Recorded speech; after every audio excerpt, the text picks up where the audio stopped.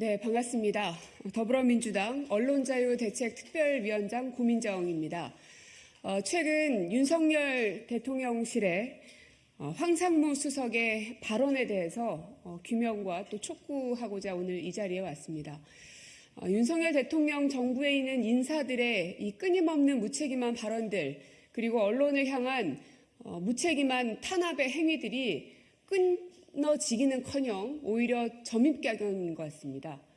언론이라는 곳에 대한 기본적 상식도 없는 사람들인 것 같고, 특히나 황상무 수석 같은 경우는 본인 스스로가 언론인임에도 불구하고 절대로 입에 담아서는 안 되는 말들까지 해가면서 언론을 탄압하고자 하는 그 속내들이 들켜있고 있는 이 현 상황들을 보면 참담하기 그지 이를 데가 없습니다. 제가 준비한 성명을 읽고 필요하다면 또 백부를 진행하도록 하겠습니다. 군사정권 회칼 테러 언급하며 MBC를 협박한 황상무 수석을 당장 해임하라. 보도에 따르면 황상무 대통령실 시민사회 수석이 MBC는 잘 들으라면서 군사 독재 정권 시절 비판적 칼럼을 쓴 언론인에 대한 군 정보사 요원들의 회칼 테러를 언급한 것으로 드러났습니다. 황 수석이 언급한 사건은 1988년 군사정권 비판 칼럼을 연재하던 당시 중앙경제 오홍근 기자가 아침 출근길에 군 정보사 요원들에 의해 회칼로 난자당해 중상을 입은 이른바 정보사 테러 사건을 가리킵니다. 윤 대통령의 바이든 날리면 욕설 보도를 놓고 현 정부와 갈등을 빚고 있는 MBC를 상대로 한 대통령실 핵심 관계자의 충격적인 협박입니다. 황 수석은 뒤늦게 농담이라고 둘러댔지만 농담으로라도 결코 입에 올릴 수 없는 망언입니다.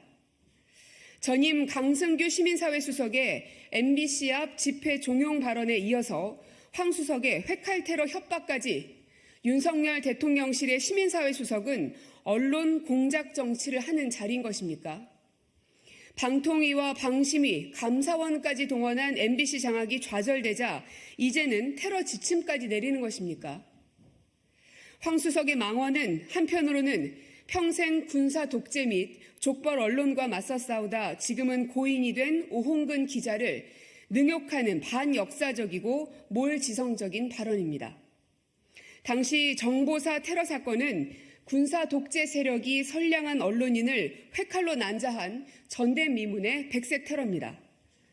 여전히 진실이 묻혀있는 군사정권의 대표적인 불법 공작 사건입니다. 군 정보사 요원들이 집단적으로 백주대낮에 언론인 살해를 시도한 이 사건은 공작을 모의하고 직접 회칼로 허벅지를 찌른 당사자들이 선고 유예를 받는 등 유야무야 역사에 묻혔습니다. 오홍근 기자는 테러 사건 이후 육체적 고통은 물론이고 평생 가슴에 한과 울분을 간직한 채 2022년 유명을 달리했습니다.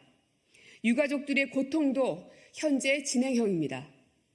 황 수석은 MBC와 오홍근 기자의 유가족에게 석고대죄하기 바랍니다. 또 윤석열 대통령은 지금이라도 당장 황상무 수석을 경질하십시오. 2024년 3월 15일 더불어민주당 언론자유대책특별위원회. 네, 이상입니다.